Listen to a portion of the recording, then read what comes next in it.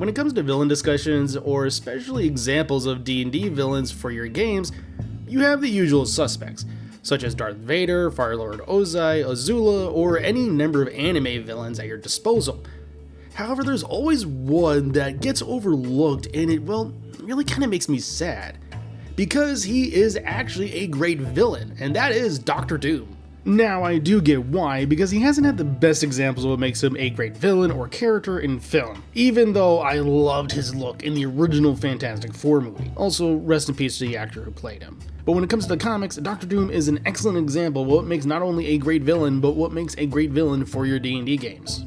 The biggest thing that everyone brings up is that the villain needs to have a goal and a motive, and that you as the Dungeon Master should be able to understand both elements. The motive, basically the reason they're going for a specific goal, and the goal being, well, resulting in the campaign. And that you as the Dungeon Master should absolutely understand everything well enough that whenever the players impact those plans, you can absolutely pivot when necessary. This is honestly fantastic and incredible advice, and you should do it. However, the question always comes back to how do we make the villain memorable?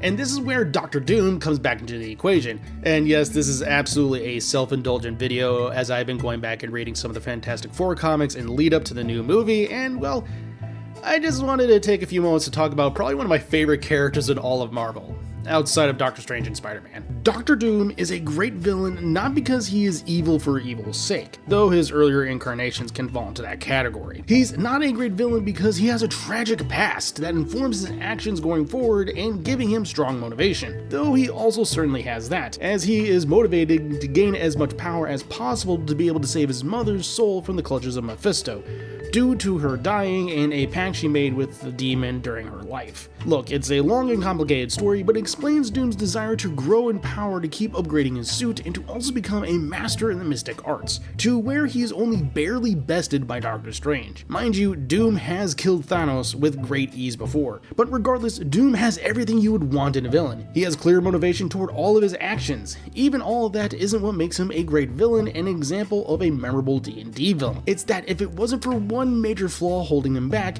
he would actually be a hero. This is kinda shown in the country that he rules.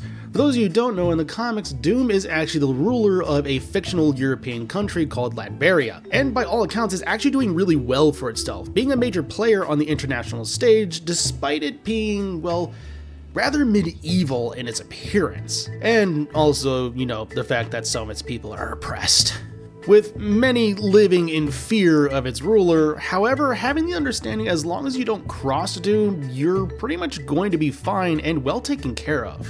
In fact, in an appearing contradictory nature, in a Doctor Strange and Dr. Doom team-up comic, Strange visits to find the people of the country are well fed and taken care of. In fact, that there are many who actually love their leader, though this is also probably a cult of personality. And this is why I love Doom. He has the means, the power, and intelligence to actually do good and help others. However, his flaw is his own ego and the fact that he has to be the one in control, because no one could compare to the glory that is Doom, aside from one person whom he detests, and that is Reed Richards, which this fact drives him absolutely insane because Doom knows that Reed is better than Doom, and that just doesn't make sense. Which is why Dr. Doom is a great example of how to make a fantastic villain for your D&D games. You can absolutely have them be evil for evil's sake. However, making them someone who is on the verge of being a hero, then show that in your game in some capacity, like Marvel often does with Liberia,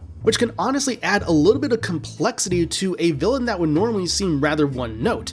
Then make it extra frustrating when the players are trying to convince them to use their abilities for good, but they refuse to turn because of that one major flaw. So you get the best of both worlds, a villain who appears just outright villainy, but is actually morally complex, with clear motivations and goals leading them down a specific path toward villainy. Now, you obviously, as the Dungeon Master, can actually allow the players to play into that flaw and allow for a chance to, well, maybe the players do actually convince the villain to turn things around in the end, which can honestly create for a very dynamic and very interesting final fight that's not just about hit points, which can allow for the party to engage in the fight in a different way than that they would normally think about. Either way, Dr. Doom is a fantastic villain and a great example of what makes a great D&D villain. And that'll do it for this video, folks. Thank you all so much for watching.